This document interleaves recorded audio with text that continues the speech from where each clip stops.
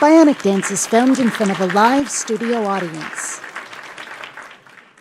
There's a certain subcategory of low-budget sci-fi movies that I really miss, mostly from the 1980s and the late 70s. I'm not sure I can accurately describe it. My name for it is warehouse sci-fi, because it almost always takes place on Earth and usually in rather industrial locations, around factories and the like, or in the seedier parts of big cities. These movies had a certain vibe to them, a flavor, the way they were acted, the sound quality, the film stock, the special effects, the soundtrack, probably because of the budget. It's like someone decided, for whatever reason, to throw a bunch of money at a film school project. I suppose the best way to describe it would be to throw out a few examples and see whether people can tell where they intersect. And understand, this is less about specifics and more about style. There may not be a warehouse in sight. Believe it or not, one of the best examples is the original Terminator, the scene where Arnie beats up Bill Paxton and the setting of the big fight at the end.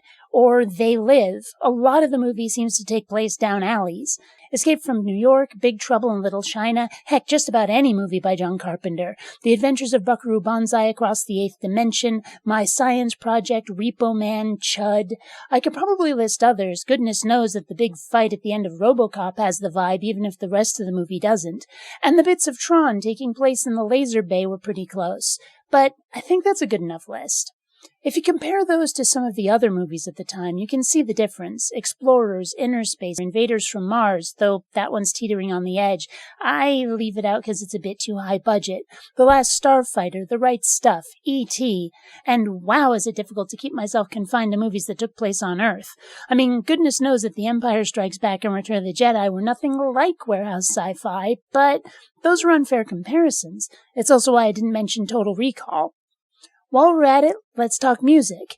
Usually, it seems as though they couldn't afford the full orchestra, so the score is done on synthesizers or rock instruments, and it's usually pretty simplistic.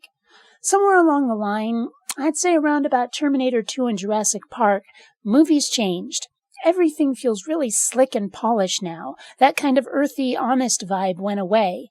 The acting, the camera work, the effects, it all seems kind of artificial. There have been a few exceptions, but they serve only to illuminate the rule. Don't get me wrong, I'm not necessarily saying that's a bad thing. High-quality movies are awesome, but I miss that small subcategory of film where everything was done on the cheap. If nothing else, it seemed as though these movies were given very little oversight and could get away with things that Hollywood focus groups would never allow now. I think part of why I like it is because, much as I wished I'd grown up somewhere else, my old hometown had locations that looked like they could have been sets for a warehouse sci-fi flick. I spent a lot of my childhood feeling like something cool was going to happen at any moment. A feeling I lost after moving to Seattle, but I've regained since moving to Southern California. Apparently a huge part of it was exposure to sunlight and clear skies. Who knew? Usually, when I describe something like this, people just don't get it. I've often said that I wish I had some sort of emotion-transmitting empathy helmet, so people could understand what I feel when I listen to my favorite songs, experience why I like them, what about them makes me go, ooh. Well, I wish I had that for just about all of my sources of entertainment, so people could know why warehouse sci-fi means something to me. Alas. Rating videos has been found to cause fresher breath, enhanced metabolism, and greater sexual magnetism.